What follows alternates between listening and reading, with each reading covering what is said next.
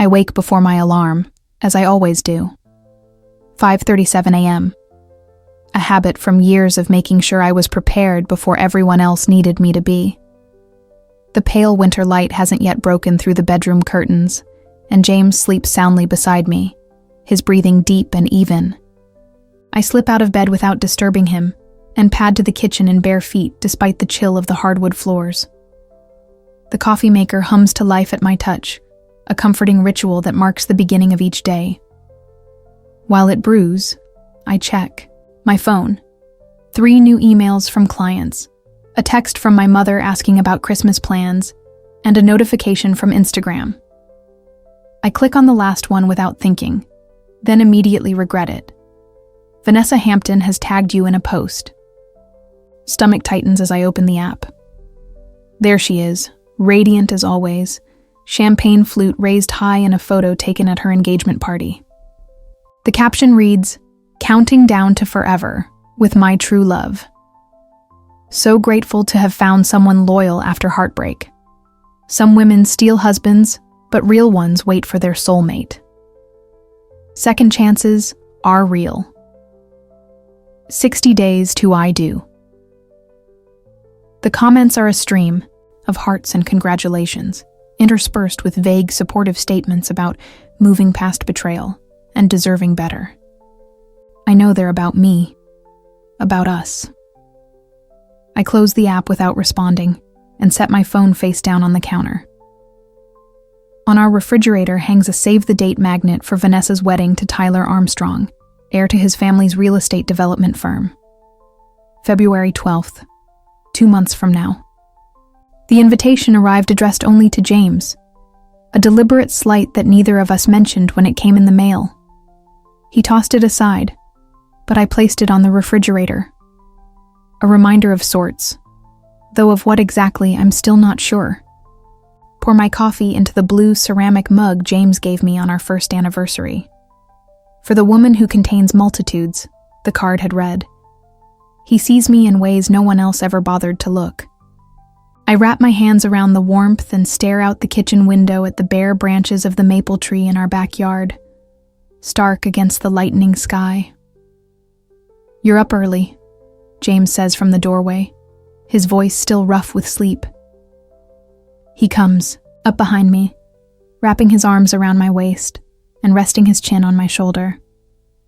"Couldn't sleep," I reply simply. No need to mention Vanessa's post. He'd only get angry, and then feel guilty for introducing her into my life all those years. Ego, as if he could have known how everything would unfold. "Court day," he says, not a question but an acknowledgement. He knows my schedule as intimately as his own. "Big closing argument," I confirm. "The Mercer case." "You've got this," he says, and kisses the top of my head before reaching for his own mug. "You always do." His confidence in me never wavers, never requires maintenance or reassurance. After 3 years of marriage, it still feels like a gift I'm not entirely sure I deserve.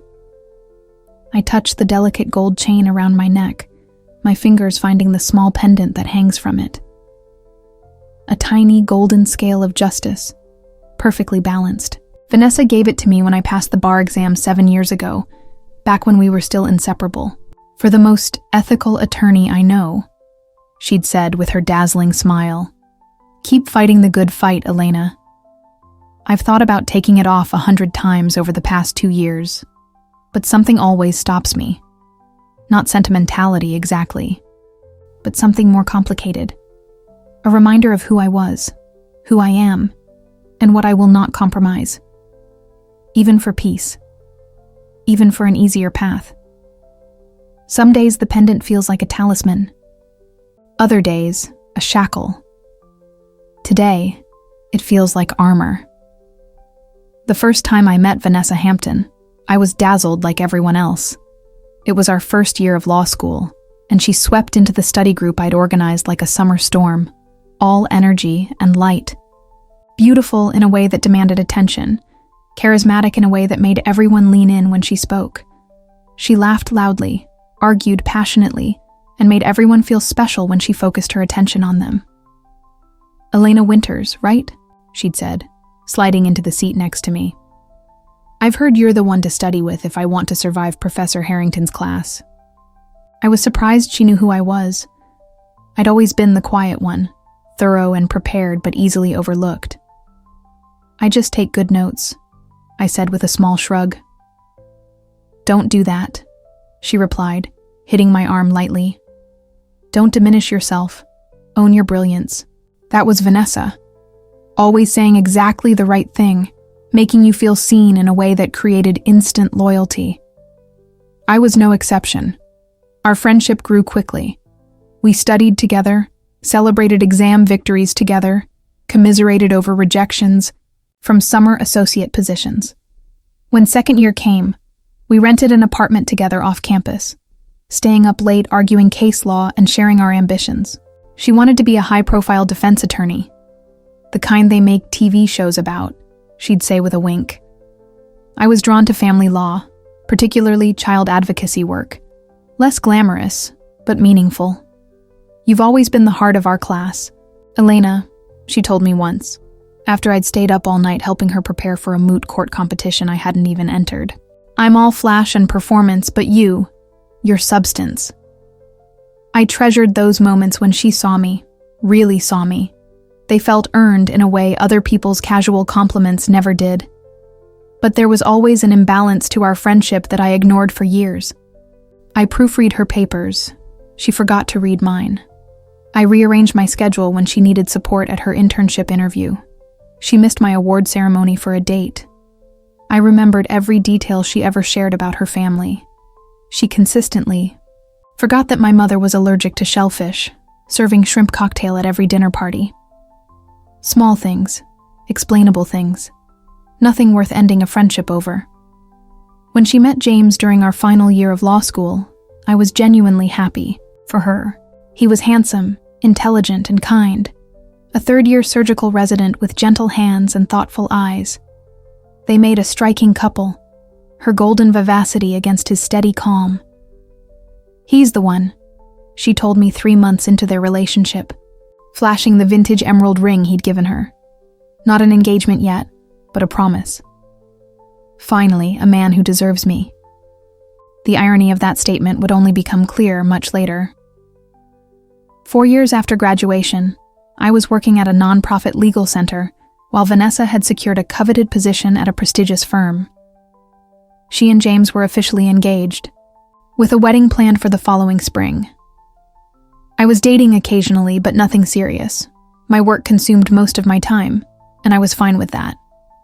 I believed I was content with my quiet life, my meaningful work, and my role as supportive friend to Vanessa's starring character. The night everything changed was unremarkable at first. James called me around midnight, his voice tight with controlled emotion. "I need a friend right now," he said simply. "Are you home?" 20 minutes later, he was sitting on my couch, a manila envelope on the coffee table between us. His face was pale, his usually steady surgeon's hands slightly trembling. "I found these on our shared cloud account," he said. "Vanessa must have forgotten to move them to her private folder." Inside the envelope were dozens of screenshots of text conversations between Vanessa and one of the partners at her firm, explicit messages, plans for hotels, jokes at James's expense, the most recent dated just 3 days earlier. 6 months, James said tonelessly. "At least 6 months of this, while I've been planning our wedding." I felt sick, not just for James, but selfishly for myself too. Because Vanessa had been telling me detailed stories about her wedding preparations during those same 6 months. While I'd been helping her choose invitations, tasting cakes, listening to her deliberate between bands. All while she was betraying not just James, but the future she claimed to want.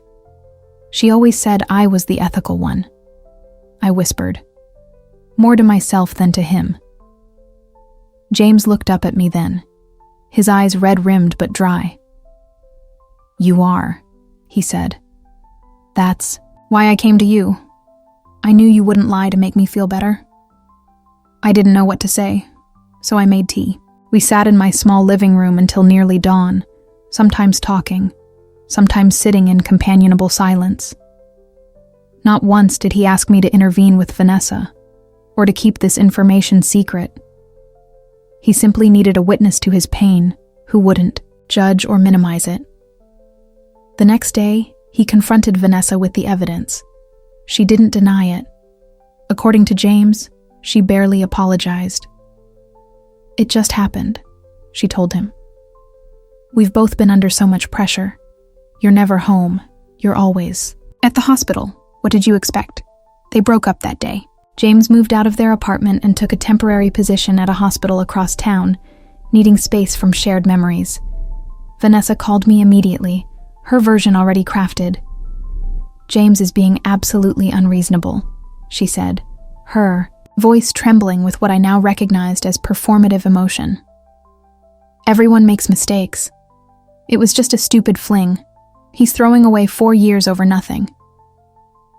For the first time in our friendship, I didn't automatically align myself with her perspective. "Was it nothing, though?" I asked quietly. "Would it be nothing to you if he'd been sleeping with a nurse for 6 months?" There was a short silence before she laughed, a brittle sound. "Whose side are you on, Elena? I thought you were my friend." "I am," I said. "That's why I'm asking the question." She hung up. 3 days later, she called again, as if nothing had happened, asking if I would help her convince James to reconsider. I refused gently, but firmly. "I think you both need time and space," I said.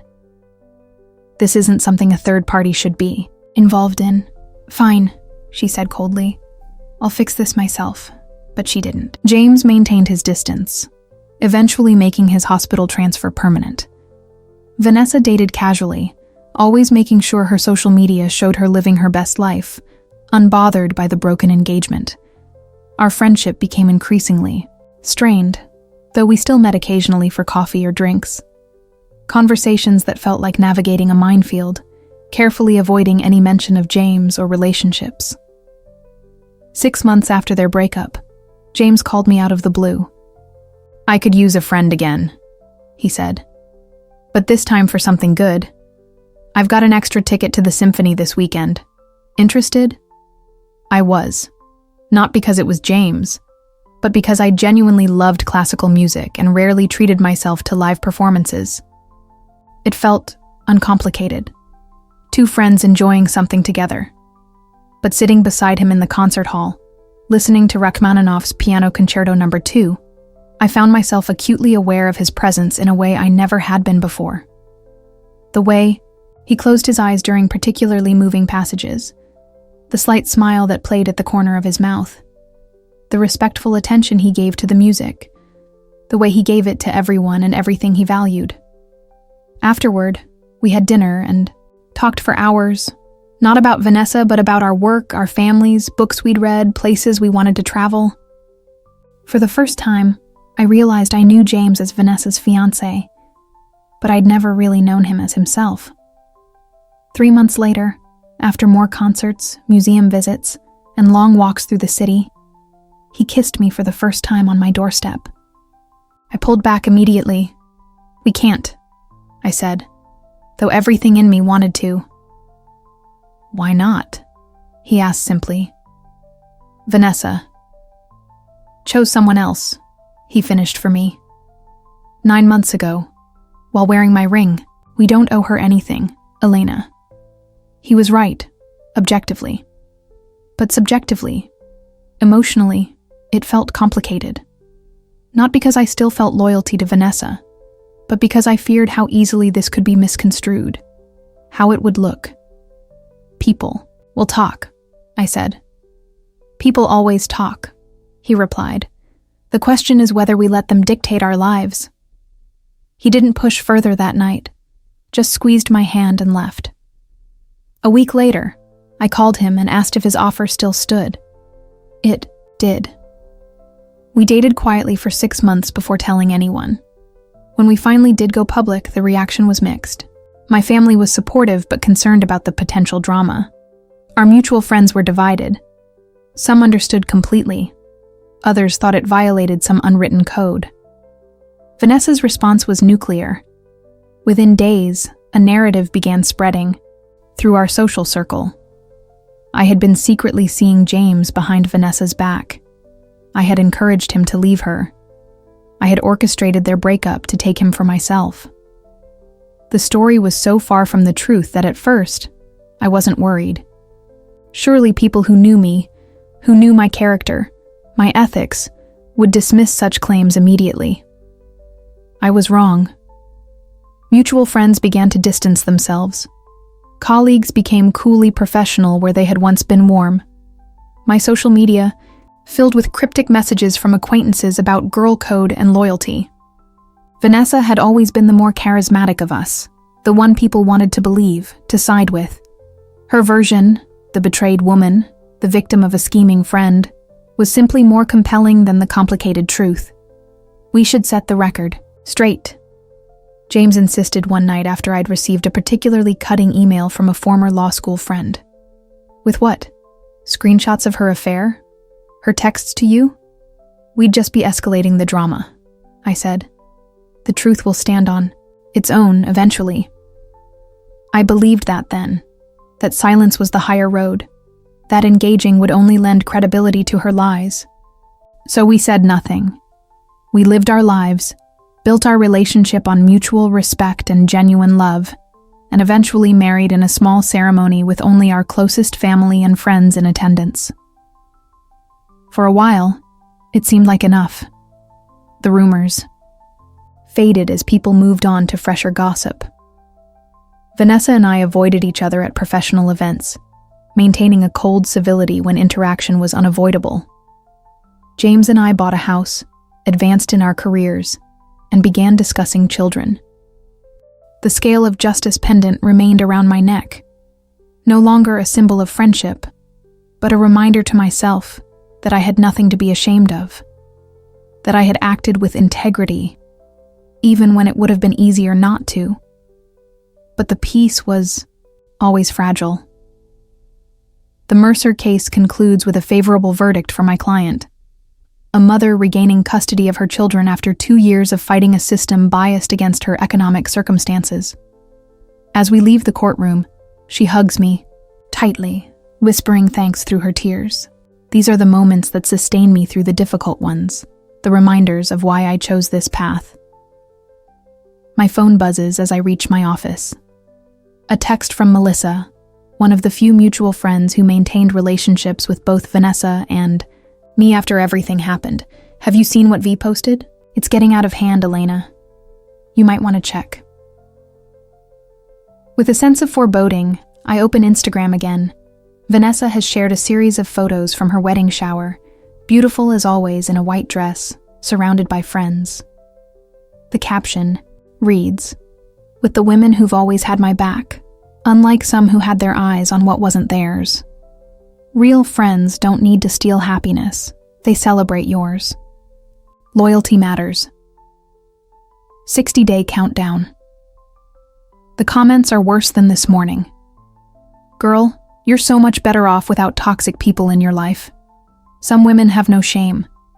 Glad you found a real man. I heard she'd been after him for years. Some best friend. What goes around, comes around. Karma will handle her."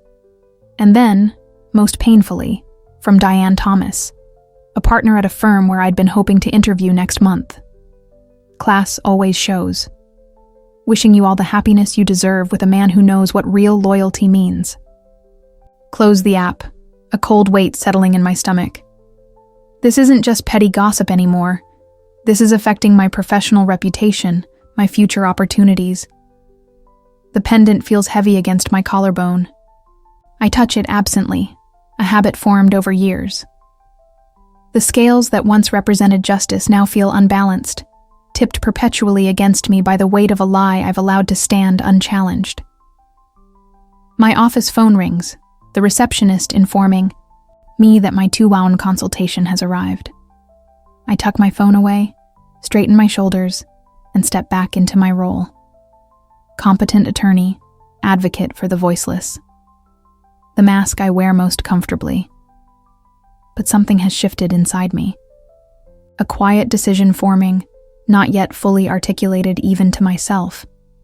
That evening, as James and I prepare dinner together, our Thursday ritual, regardless of workload, I show him Vanessa's post and the comments. Diane Thomas, I say, pointing to the comment. Senior partner at Brennan and Walsh, the firm I'm interviewing with next month. James sets down the knife he's using to chop vegetables, his expression darkening. This has gone far enough, Elena.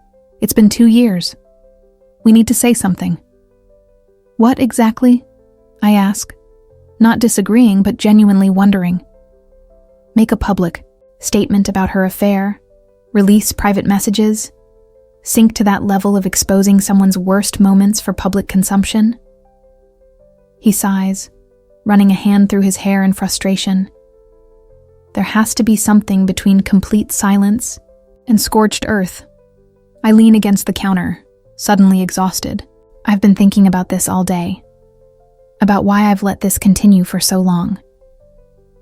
And, he prompts gently, I think I've been protecting her. I say slowly, the realization forming as I speak it.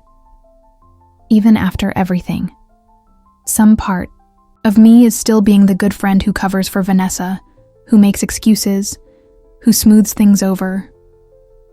I'm still playing my assigned role in her story. James is quiet for a moment, considering. You don't owe her that protection anymore, he says finally. And you definitely don't owe her your reputation. No, I agree. I don't. Later that night, I remove the pendant for the first time in 7 years, placing it carefully in my jewelry box. Not throwing it away. I'm not ready for that kind of theatrical gesture, but setting it aside, choosing finally to unburden myself of its weight. The weeks pass and Vanessa's wedding approaches. Her social media campaign escalates. More pointed comments, more thinly veiled references, more mutual acquaintances drawn into her narrative. I say nothing publicly, but I no longer remain passive. I forward screenshots of her post to my attorney, documenting the pattern of defamation. I reach out directly to Diane Thomas, requesting a coffee meeting before my formal interview.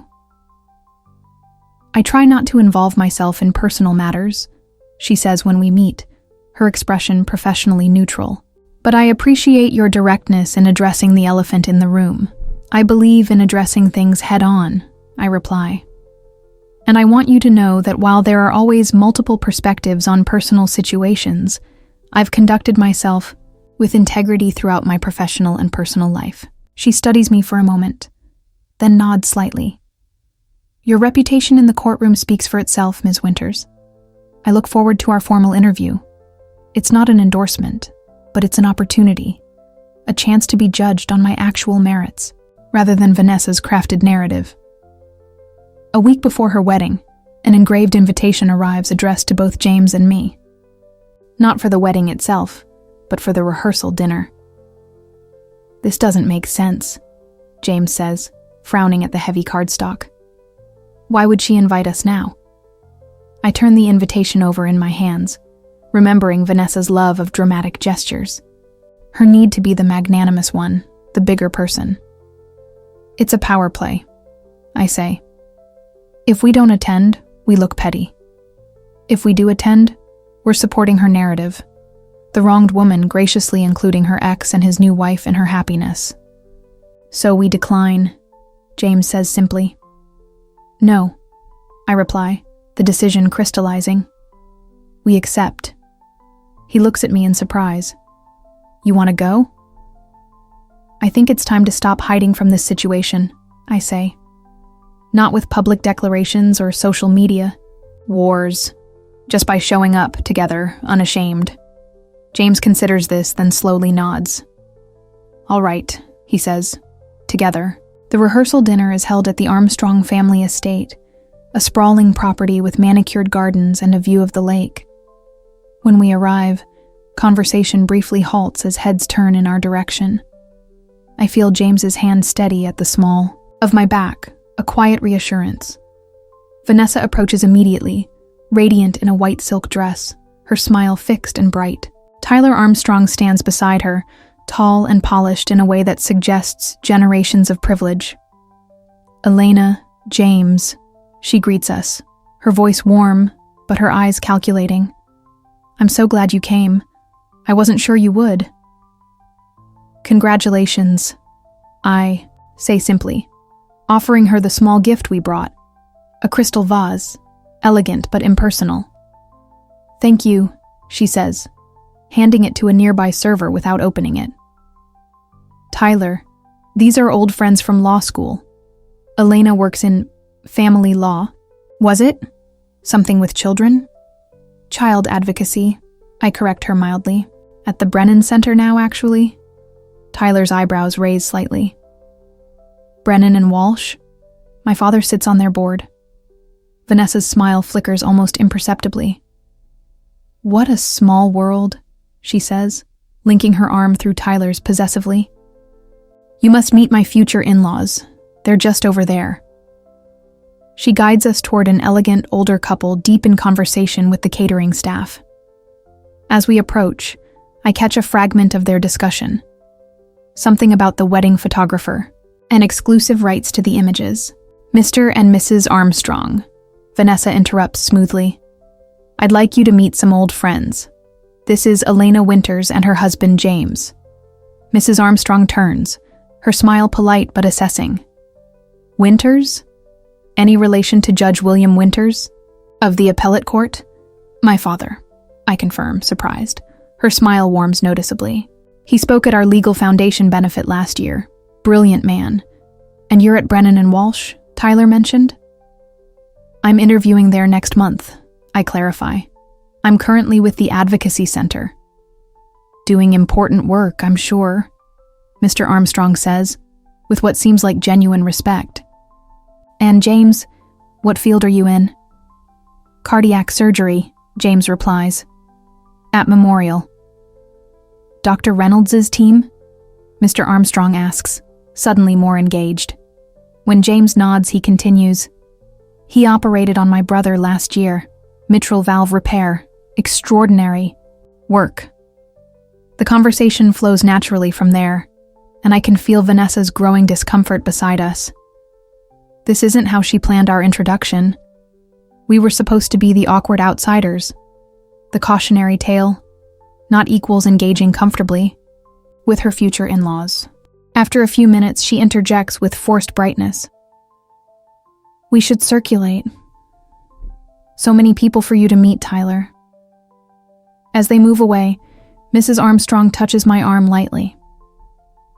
"We should continue this conversation at the Foundation Gala next month. We're always looking for advocates to speak about children's issues." "I'd be honored," I reply, meaning it.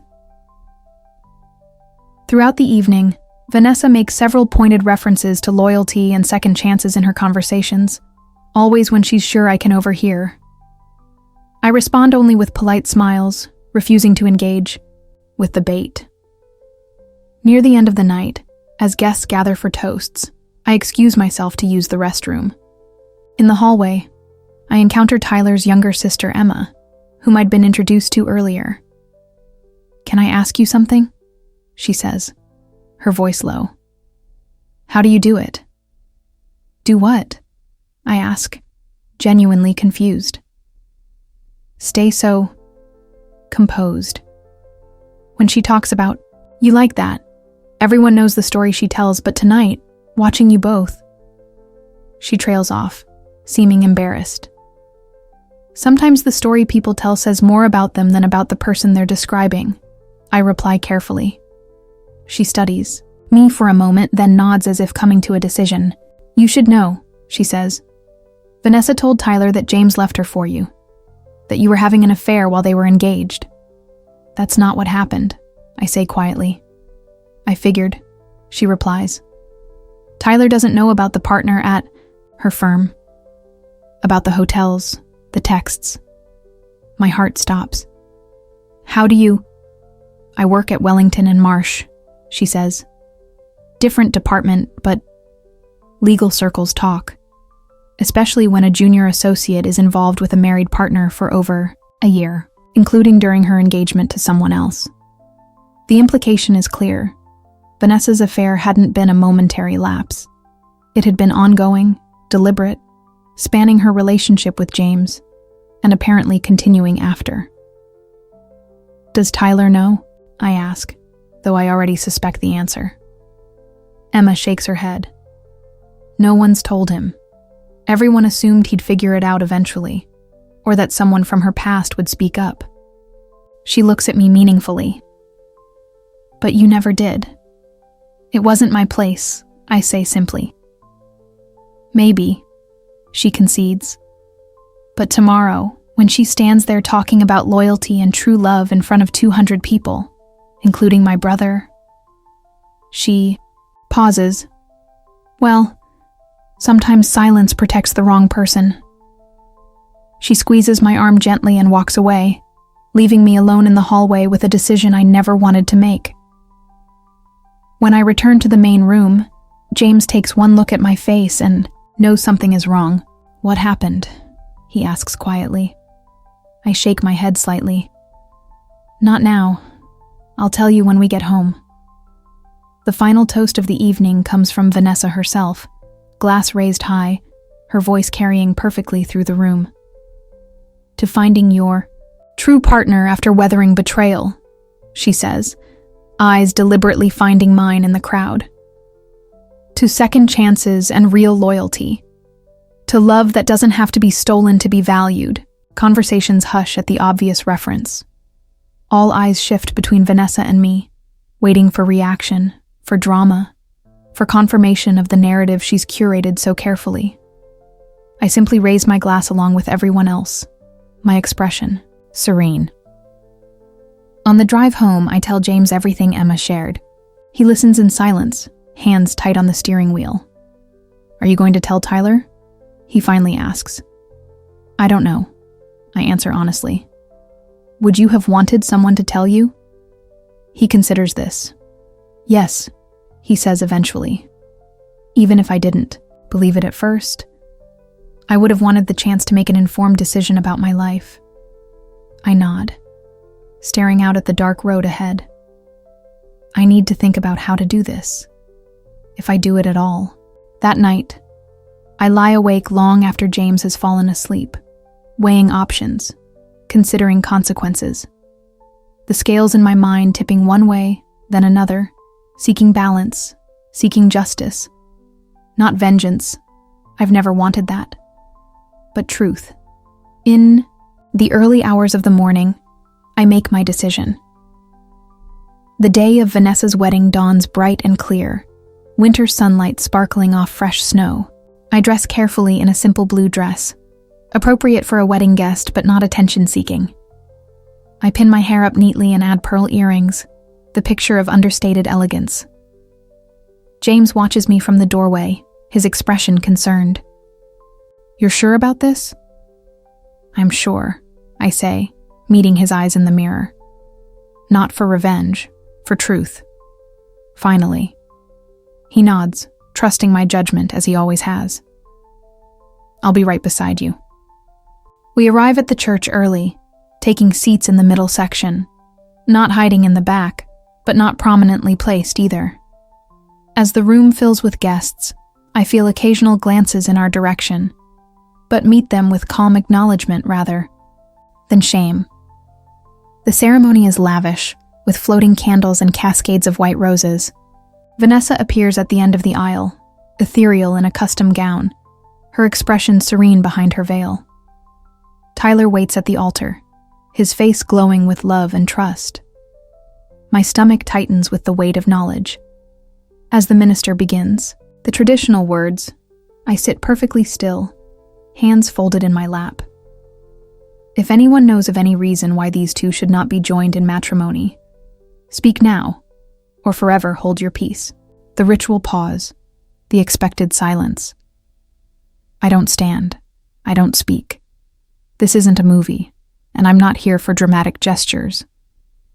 The ceremony continues, vows exchanged, rings placed, a kiss to seal the promise. Mr. and Mrs. Armstrong are presented to applause and cheers. They process down the aisle, Vanessa's eyes deliberately avoiding mine as they pass our row. At the reception, after dinner but before dancing, the moment for speeches arrives. Vanessa's father speaks lovingly of his daughter's resilience and character. Tyler's best man tells amusing stories of their college days.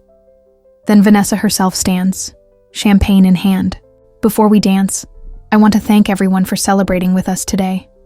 She begins, her voice musical with practiced emotion. Some of you know that my path to this happiness wasn't always smooth. I had to learn hard lessons about trust and loyalty before I found a man worthy of both. Her eyes find mine across the room, a deliberate challenge in them. True love isn't about taking what isn't yours, she continues. It's about patience, honesty, and integrity. Tyler embodies those qualities in ways I never thought possible after experiencing betrayal. Murmurs ripple through the crowd. Tyler looks at her adoringly, completely unaware of the subtext. As she continues her pointed speech, I quietly excuse myself from our table and make my way to the small antechamber where I know the wedding planner has set up her command center.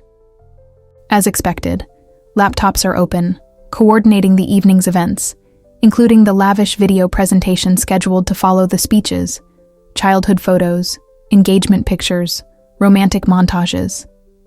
The head planner, a woman I'd met briefly at the rehearsal dinner, looks up in surprise. Ms. Winters? Is something wrong? Nothing's wrong, I say calmly. But I have something that needs to be added to the presentation. A surprise for the couple. I hand her a small USB drive. On it is a simple document. Not photos of Vanessa's affair, not explicit texts or hotel receipts. Nothing so crude. Just a timeline, meticulously constructed from public records, workplace schedules, and social media posts.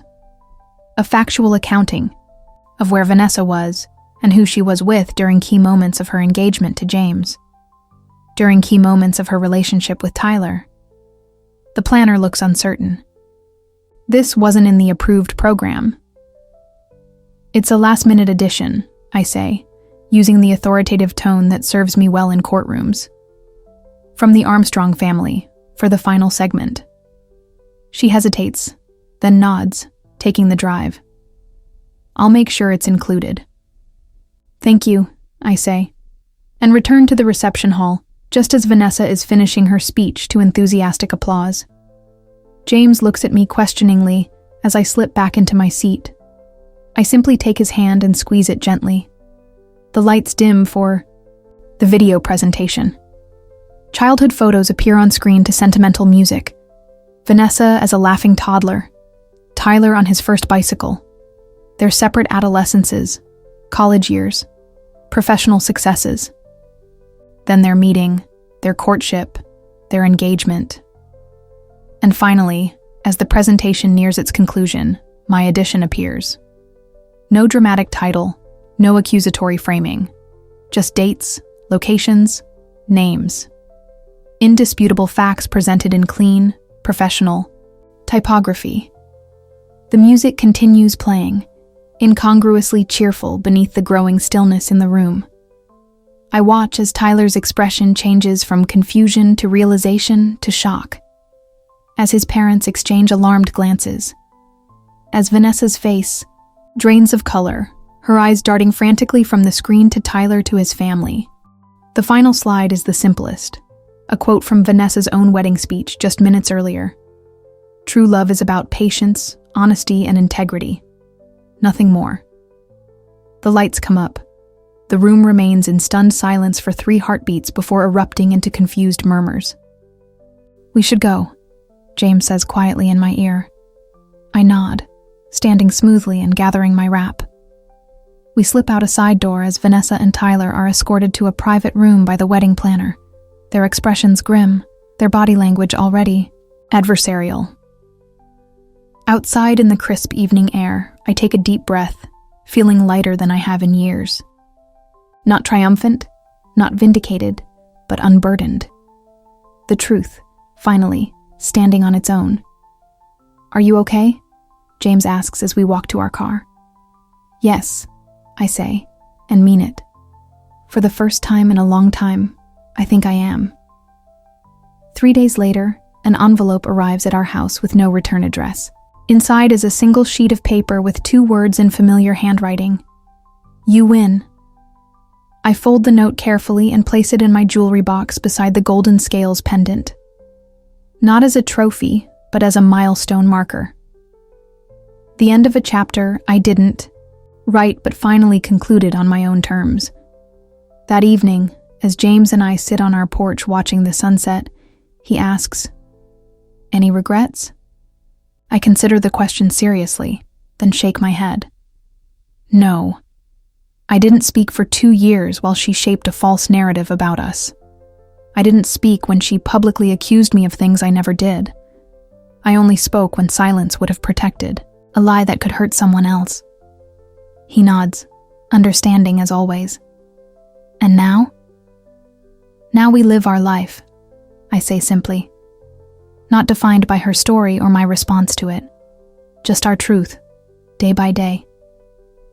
He takes my hand, his fingers warm against mine, despite the evening chill. I like the sound of that. As darkness settles around us, I think about the scales of justice, not the golden pendant tucked away in my jewelry box, but the real, imperfect balancing we all seek in our lives. The weight of truth against the comfort of illusion. The cost of silence against the price of speaking out. The value of being seen clearly, truly, by those who matter. For years, I had allowed others to define my worth. Vanessa with her conditional friendship, colleagues with their easy judgments, even James in some ways, with his unshakable faith in me. But sitting here in the gathering dusk, I understand something profound. My worth was never in their hands to determine. It has always been, will always be, in mine alone. The knowledge settles in me like a stone dropping into still water, rippling, outward, changing everything while disturbing nothing. Not a revelation, but a recognition of what was already true.